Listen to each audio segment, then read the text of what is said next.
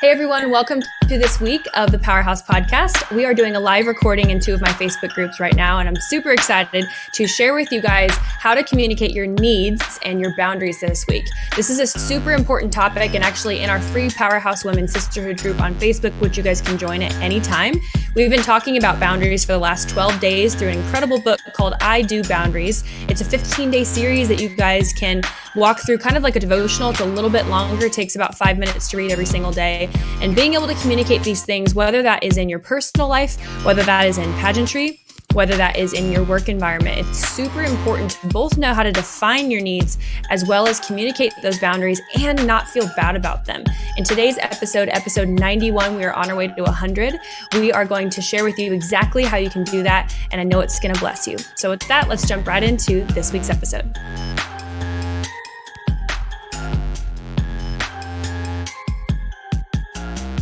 Well, hey everyone, and welcome to this episode of the Powerhouse Podcast. Like we talked about, we are going to be talking about boundaries and how to communicate your needs this week. Now, a boundary is something that most people think is a cuss word. And especially if you grew up in a Christian home like I did, then boundaries was definitely a cuss word. And I don't know about y'all, but you probably know by now, I am a super rebel. Actually, like legitimately a rebel. I have all my clients take a procrastination style test, and I am a questioner rebel. Like, so mom, thanks for making me that way. She's a questioner rebel too. She totally is. What that means is that you regularly meet inner expectations, but when somebody puts an external expectation on you and you're like, in your mind, you're like, I don't agree with this. I need to know why before I'm going to do something. That is me. So thank you, Jesus. You made me a rebel. But part of that is also why God has created me to be very apostolic and to trailblaze into situations that people have said are impossible. But guess what? When I was growing up, being this rebel and hating boundaries and questioning everything did not always fare me very well. You know, I even look back at things like science class, and I look back at things like I loved math because math made total sense to me, but I had a really bad science teachers like my entire life. And although I liked the chemistry part of things, like I liked proofs, I thought it was so fun. Anybody else like proofs? We're doing a live podcast right now, by the way, so other people are watching. Did anybody else like proofs, or is it just me? I hated like literally everything else about science. It didn't make sense at all in my brain. But I remember specifically when we would get to the points of science where we had to kind of like what's the word I'm looking for? Philosophize about things, be philosophical about things. And we'd get to like evolution and all these different things where it was like trying to prove that correlation equaled causation, which is also like the first rule in math, that those things do not equal each other. I'd be the first one to raise my hand and be like, no, or like, why? And so boundaries, like when somebody would just say, this is the way that it is, believe it, like did not sit well with me my entire life. Is anybody else that way? Anybody else that way? I'm totally that way. So today, what I want to help y'all with is to show you that boundaries actually protect you by helping you collect the things in quote unquote your yard that are helpful for you. And that boundaries are things that help you go in the right direction of things that you already care about and that you already want, and that God's on your team with that, rather than, and that's why we have trusted leaders. That's not just why we like pick out of a hat and we're like, well, this mentor looks good. Like this coach looks great. This teacher looks great. No, we need to be really selective about the voices that are, stimulating our minds and that are speaking into our lives. It's incredibly important because you're going to become those people. Now, I will give you proof of this. So in the past couple months of my life, I've had some radical transformation. The past quarter, the past 4 months, I've had literally radical transformation when it comes to upping my intentionality of who is in my circle. Now, this has been in my friend life. This has been in my overall community. This has been certainly in my mentors. This has been in my business life. And not only has my company like dramatically been successful because of that, but myself as a person, you guys, it's like I have this new filter that sits on my brain at all times that says, yes, no, maybe so, kind of a thing. And again, I really want to emphasize how much of a rebel I am, because some of y'all's ears might have like already turned off when you heard the words boundaries, because you're like, that doesn't apply to me. I don't like that. Like, whatever. Right. When in reality, like I said, I want to just shift your mindset that a boundary is like a fence post or surrounding the things that belong to you and surrounding the things that are actually in the direction of your dreams. And we're going to talk about that today. So specifically what I want to help you guys with, hopefully I've kind of helped you to reorganize and reorient maybe what a boundary means to you in your own mind. Okay. So it's not keeping necessarily good things out, it's keeping bad things out, and it's also keeping good things in. So you're protecting your energy, you're protecting certainly your physical body, you're protecting your spiritual energy, you're protecting your emotional energy, your mental energy. I was listening to a podcast earlier today that was even talking about, this is really interesting. Actually, I'll talk about this. So I wasn't planning on talking about this, but I was listening to a podcast earlier today that of a very, and I'm talking like very successful person. Okay. Like each of their businesses makes $1 million a month. So you can do the math on that. And they only started 5 years ago and they're like 31 years old. So just so y'all know who are listening, those are my mentors. So I get to pass down a lot of that goodness to y'all. And so let's help you develop your platform to a place of entrepreneurship where you can actually build this freaking asset that you can use after pageants, right? Most coaches aren't going to teach you that. I'm super passionate about everything that we teach you, whether it's in the Interview Mastery Academy, whether it's in the Inner Circle, whether it's in one-on-one coaching. I want you to be able to use every single one of the pieces of pageant coaching that we give you to be a real thing, because life keeps going on. Life keeps happening. And whether you win your pageant or whether you don't, it's super important that you know what you've built, right? And like what's in your hand afterwards. So anyways, I love trickling down all that knowledge to you guys, which is why I write captions forever, literally and ever on Instagram. And I'm posting more video content. And I just want to share this as much as we can. So even right now, if you guys are watching the podcast, listening to the podcast, I'd love for you to share, give us a 5-star review, write out a quick review. And on Apple Podcasts, it takes literally 2 seconds and it would bless the crap out of me. That's how we can reach more people who need to hear this message. And it's free. You know, we had a girl win a national pageant just by listening to the podcast. We had a girl comment last week and she's like, I literally cannot believe that this is free. I'm so glad I found this. And that makes my day. So anyway, circling back to my mentor, one of my mentors was talking about how you have a fixed amount of energy and actually how he like procures when he is going to have burnout moments. Isn't this crazy? So talking about boundaries, we need to set boundaries in our lives and be able to know what our needs are and express what those needs are. And we can do that through journaling. We can do that through prayer. We can do that through meditation. We do that through routines, big time. Okay. So number 1, prayer, meditation, routines, habits, like your morning and evening routines. That's how you can set up, okay, what do I need? How am I feeling? We have to slow down to this place to even know what are the boundaries that we want to set in our lives. If we're just like going with the flow and we never actually slow down to think of those thoughts, to be proactive with those thoughts, to say, hey, what do I want these thoughts to be? What do I want? Like, what are my needs? And you don't sit down to actually think about that and like digest that. Then how in the world do we expect to know how to elicit and how to communicate those boundaries? Like maybe you're a magician. I'm not, right? Like, I mean, I can't, sometimes it feels like I can't read my own mind. So I need to slow down and be intentional about those things rather than just expecting those things to like waltz into my life, right? Those things are not automatic, but it's actually proven that 60% of the decisions that you make in a day, this is going to blow y'all's mind, 60% of the decisions that you make in a day are based off of subliminal habits. They're actually not things you're thinking about every single day. They're literally things that are running on autopilot, 60%. So you better believe that when it's late at night and that boy that you know is trouble is trying to text you, right? 60%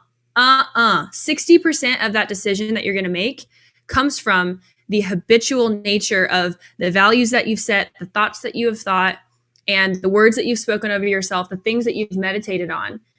That's going to help make 60% of your decisions in the moment. Isn't that crazy? Dude, when I read that, I was like, yo, this is insane.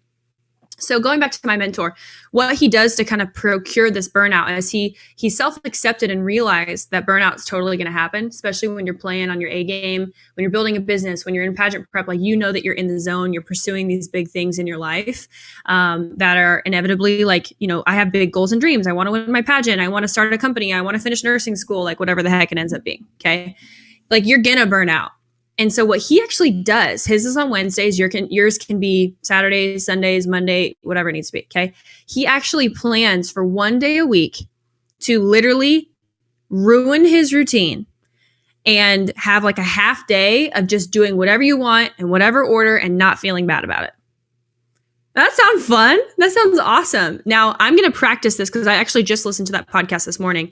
Just heard about this. I need to practice this yet in my life to figure out what day would work the best for me. But the reason why he does that is because he sets boundaries in his life every other day of a very, very strict morning routine, evening routine, and the way that he sets his schedule and follows through to his schedule. We talk a lot about here on the podcast that you have to be so full of integrity with your own word that you're not breaking agreement with yourself every single day. A lot of girls that come to me and they say, well, why don't I trust myself? Or why do I deal with, self-criticism? Why do I deal with comparison? A lot of that, you guys, is because you have not learned to trust yourself and you're breaking your own word every single day. Isn't that crazy? But think about it. If you press snooze is the very first thing that you do, and then you press snooze 3 times, you've now broken your trust with yourself that says, I'm going to do what I say I'm going to do 3 times before you've literally even taken your feet and put them on the floor. That's dangerous. So if we do that, that's why in Interview Mastery Academy all the time, we talk about, hey, have like a 5-minute routine that has 5 things in it. For me, I don't look at email, Twitter, Facebook, Instagram, anything. I'm not perfect at it. 80-20. Okay. Can we start with 80-20 people? So I really try not to do that. I make my bed first thing. I turn on worship music or a podcast or a sermon immediately. Okay. Because I want to feed my mind with good things before my mind gets on an autopilot of negativity or, oh my gosh, what do I have to do today? Whatever. Then I make my bed. I brush my teeth. I brush my hair. And I make my coffee. Those are my 5 things. I do that. And what I've noticed, you guys, is if I do not set a boundary of no, I am not going to get on social media, and I start to check email, literally my entire day is derailed. I'm not kidding you guys. The entire day, because I'm a freaking failure by the first 5 minutes. I think I'm just being real with y'all. Anybody else listening right now, have y'all ever felt that way? I literally, in my mindset, I'm like, oh my gosh, I'm already a failure. Why is it even worth it to try to do anything else the rest of the day? That's how it feels. Part of that is my personality. Part of that's being innate. But part of that is just the way that the human brain works. Okay. So don't break agreement with your own word in the beginning and be really present. Maybe you need to journal in the morning. I almost always, unless I'm going to a class, which holds me accountable at night because I care about my physical health, I have to work out in the morning. Or else I feel better when I do. Otherwise, I take a nap at 2 or 3 o'clock because I'm super tired and my body's just what are you doing to me? I try and get up at 7 o'clock. I'm actually working on right now getting up even earlier, and I've gone to bed consistently before midnight, every single night for the past couple weeks, which has been awesome. But I think a lot of times, hopefully this is helping you guys. A lot of times we don't see those things as boundaries, but we think of them as only things that bring you physical danger. But boundaries are all over the place. And defining your needs comes easier when you don't break agreement with yourself, because then you're not running away from that internal voice. You actually learn to lean in and to trust that internal voice, right? I don't want you guys to have a fight or flight response when it comes to your inner voice. And I think oftentimes when we have that fight or flight or fright response with that inner voice, it's because we're not listening. And because we're too afraid to make a congruent decision with our values. And that produces anxiety. It produces fear. It produces uncertainty. So if you're somebody who deals with anxiety a lot, check what you're doing. Check your relationships. Check your workplace. Are you regularly putting yourself in environments that completely go against your core values? And yet you're just doing it over and over and over because you feel trapped, right? I've talked about this a lot. We do a why exercise and start with a problem at the top of a page that seems impossible.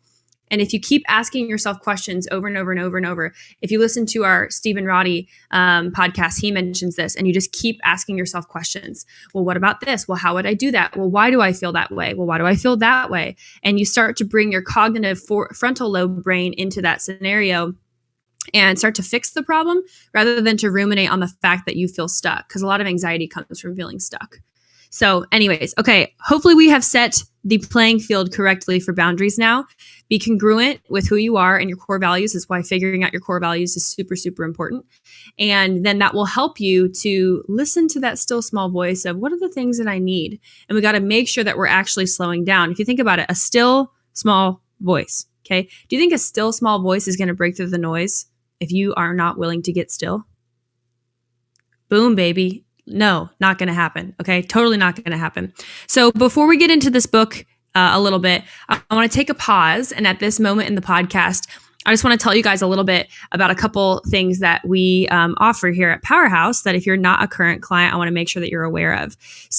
So often it can be super frustrating when you're going through pageant prep. It can be really, really frustrating. When I was competing at Miss America and shortly before that, I was doing my best. You know, my mom and I were spending tens of thousands of dollars on the things that we thought were in the correct direction, went into debt over things. And when I got to Miss America, I was super discouraged because I didn't actually know like the standard that was required for me to do a really great job.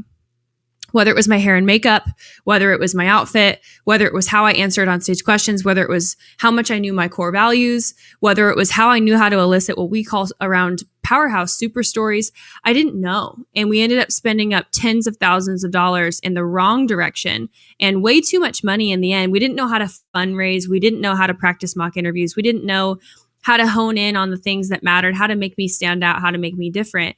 And it was all because I didn't have the right circle and the right mentors around me.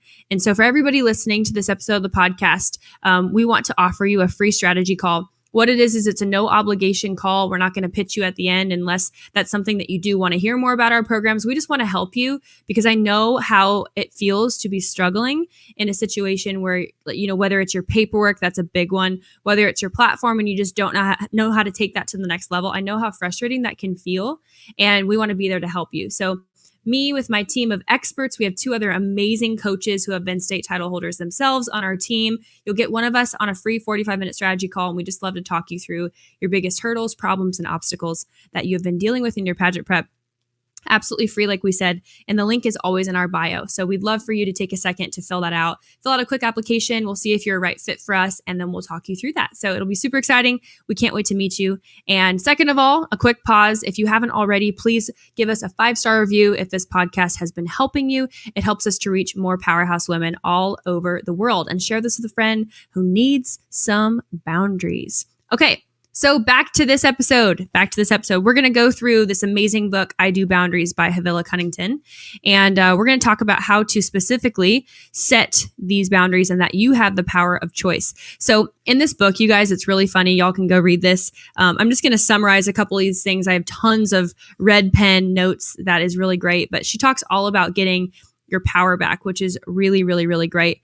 And what's super, super funny is that in here, she actually talks about a moment where she didn't know how to tell people what she needed and was just really frustrated and wanted to like freak out on everybody. And the first thing that she said that she had to learn is that she had to learn how to accept that others want to put their feelings, attitudes, and choices in her yard. It's easy for other irresponsible people to see us as leaders, us as powerhouse women, as responsible, because we are a reliable person, right?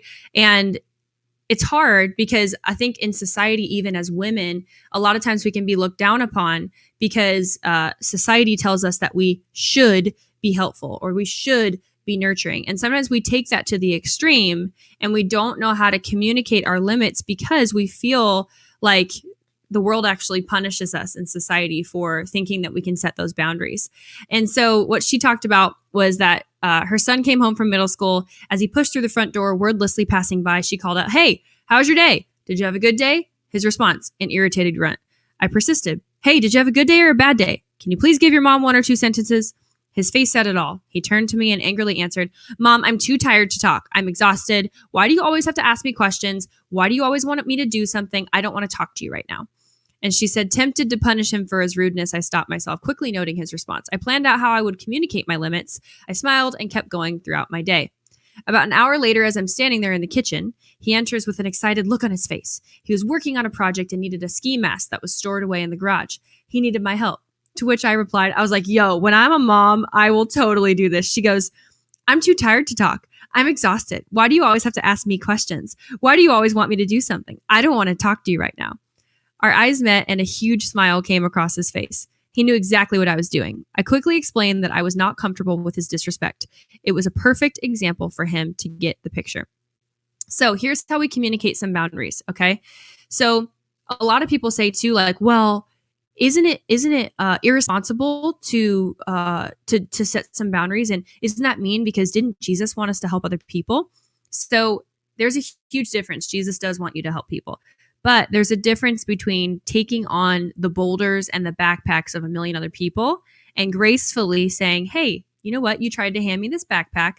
I love you and I support you, but I do not have the capacity to be able to handle both my backpack, which is my daily bread, my daily struggle, the things I'm naturally going to go through, and your backpack. So lovingly, here is your backpack back. That is not my responsibility. Okay. And instead of feeling bad about that, I want to help you guys reframe that it's actually being obedient to the Lord. So you can communicate that in a way that says, I've decided that for me, it's important for me to be more obedient to God. And I love you, but I'm no longer willing to carry this for you. So we can be loving as we still set boundaries. And when you start to feel afraid that they may be mad at you or believe that you're a terrible person, you're going to have to talk to yourself. You're going to have to say, you know what? I cannot make anyone feel anything. I am not that powerful. And I have done nothing wrong. I am not in trouble. This is only anxiety, and the enemy is trying to put this anxiety on me. Once you understand that other people would love for you to carry their loads, you will be able to understand and discern when the enemy is trying to burden you with the things that God has not asked you to carry. Part of executing healthy boundaries is communicating them well. It doesn't just help me if I have boundaries, but I never share them. I set myself up to be violated, disregarded, hurt, or disappointed with someone who may have absolutely no idea of the consequence of their actions. Critical words, passive-aggressive behavior, body language, and sarcasm are all hostile communication. They don't foster healthy relationships, and they certainly don't build trust. How we communicate our boundaries is just as important as actually having them. Now, some of us don't like to set boundaries because we've only experienced people being mean, cruel, or, whatever while communicating their limits. And if we just yell at people and we just say, don't do that, stop doing this, leave me alone, that's not communicating your boundaries, y'all. All we're doing is shouting things at people. So I love this. Communicating healthy boundaries is called the art of communicating healthy boundaries. Okay.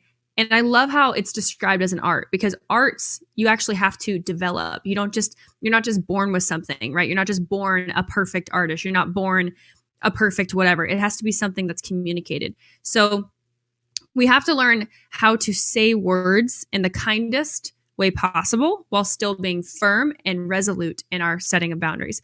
You don't have to rely on anger, aggression, or avoidance in order to feel powerful. Being confident and knowing what you own, and you will be able to communicate boundaries without fear. And you guys, it is so possible to get super, super skilled at this type of communication that those you're communicating with won't even know what hit them. They will see you as respectful, powerful, confident, and kind because you know what you want and you know how to communicate it. They will want to be around you because they can trust you. You say what you mean and you mean what you say. You don't play games. You show up like the spiritual grown-up that you are. Remember, even if they don't like it, you are not powerful enough to make them perceive anything. So often we're living in this cancel culture. We're living in this crazy social media world where people like to use language of, well, you made me feel this way, or you made me think that.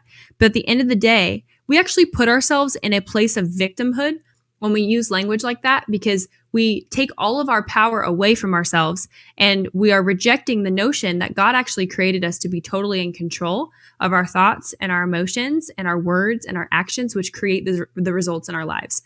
If we take a step back and we place ourselves in the victim seat where we say, no, I'm just going to reframe this in a totally powerless position that you are responsible for everything.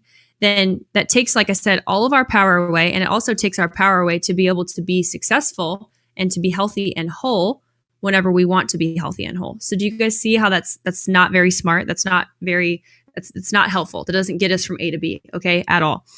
So here are a couple things that might happen. So let's say that you set a boundary and you try and communicate your needs and somebody's super rude about it. They could say something like, well, I thought that you said that you could do it. Like, let's say they ask you, hey, can you help plan my birthday party? And let's say it's even like your best friend, but you are overworked, your pageant's in like 3 weeks, you have a big test to study for, it's finals week, but your friend really, really, really needs you.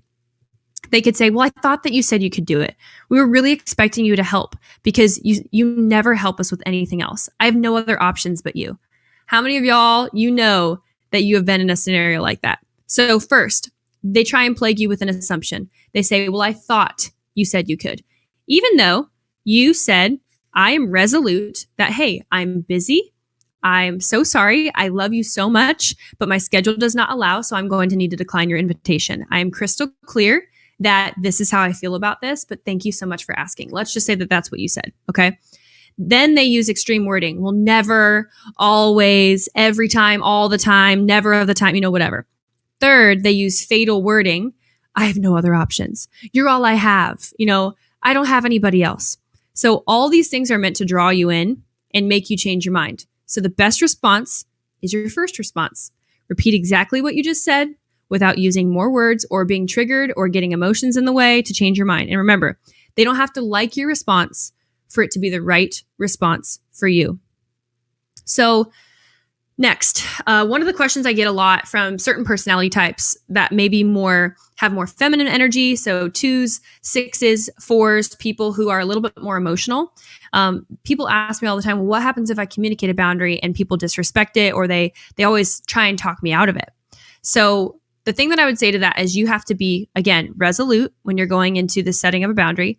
And you also have to see yourself as a grown-up. You have to see yourself as somebody who is in charge of their decisions, is in charge of their life, and don't let them get to that place in your heart where that little boy or little girl on the inside gets shaken up and says, oh my gosh, I need to respect them because they're my mom, they're my elder, they're my whatever, okay? So don't let them take control of that yard, right? Like I said, bad things out, good things in. You have to set the boundaries and the lines, the property lines of that yard, and be confident about, I've already decided this is what's in my yard and this is what's not coming in my yard. This is what belongs outside of my yard. Or else you're going to see a lot of backpacks and a lot of boulders in your yard that now you're responsible for trying to mow over, and they're growing weeds around it. And then you got to pick it up and carry it to the front yard. You got to put it in the garage, all these different things. So good questions to ask yourself if you find yourself slipping into these habits is, was I in charge of myself the whole time? Did I do what I set out to do? And if you left a conversation feeling like you pushed those boundary lines, then you might need to call them back and say, hey, you know what? I am so sorry. I know that I said that I would do this, but I actually went into this conversation with the intention of saying no. And I felt like we didn't get there. I felt like we got off a little bit. I'm sure in this, but my intention was to go into this saying, no, I just don't have enough time. I love you very much. And I'm really sorry that this is something that, you may still need to figure out. But at this time, it's a no from me, and I'm 100% sure on that, but I wish you all the best, and thank you so much for asking me, okay? And that might seem super uncomfortable for you guys. It might seem super uncomfortable, and they might lash out, and they might, foam at the mouth and all these different things, but it's really, really, really important for you guys to know that you're going to continue to be super overwhelmed. You're going to continue to be overworked. You're going to continue to be stressed out the more that you allow things into your yard that are just not meant for you, okay? So you are committed to managing your choices, feelings, and attitudes, okay? And if you make that decision, then you can do that in a way that pleases God and demonstrates a manageable, peaceful, and love-filled life that makes you tremendously, tremendously happy and, like we said, fulfilled, okay? So a couple things to remember in closing. Irresponsible people love to take advantage of responsible people. This will require working with the Holy Spirit to maintain healthy boundaries. Irresponsible people never learn through lectures. They only learn through consequences and clear expectations and communication. Part of executing boundaries is communicating them well, not just having them. Others don't have to like my response for it to be the right response. And the goal isn't for everyone to agree with my boundaries. The goal is to share them without altering the decision that I made beforehand. So that's it for this week, you guys. I so hope that you enjoyed this episode. I think that this is going to provide a ton of value for you guys. Please share this with friends, especially friends that you might feel like fall on either end of the spectrum of needing a little bit more grace as they are communicating their boundaries. They need a little bit more love in the way that they communicate their needs.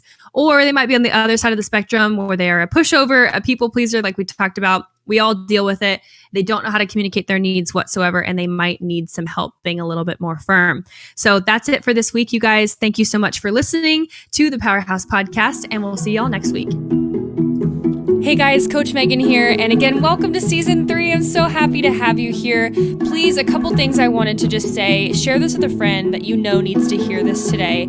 We give out this free information all the time because I'm so passionate about lowering the barriers to entry for women to be successful in pageantry, but also to grow themselves as transformative leaders that know their identity, are great communicators, leaders, and also are initiating and engaging in their calling. So with that, one thing I wanted to make sure that you guys were aware of is a brand new program that we beta launched last fall called the Interview Mastery Academy. And there's nothing like it on the market in the pageant industry. And as a competitor and a coach, somebody who's gone through this and been in your shoes several times, I created this because there was a hole in the market, and I am here as a coach and as a person who loves women's empowerment to fill those gaps and see those problems and provide solutions for you guys. And so this is an 8-week course that is not just pageant coaching, although it will transform your communicative ability as well as your leadership. It's also going to transform you as a person. We get down into the nitty-gritty about your mindset, your different personalities, your core values, your style, your social media. I teach you how I built a 6-figure company online, specifically through Instagram. We go through everything from your platform to your paperwork to onstage question to the advanced questions framework. We handle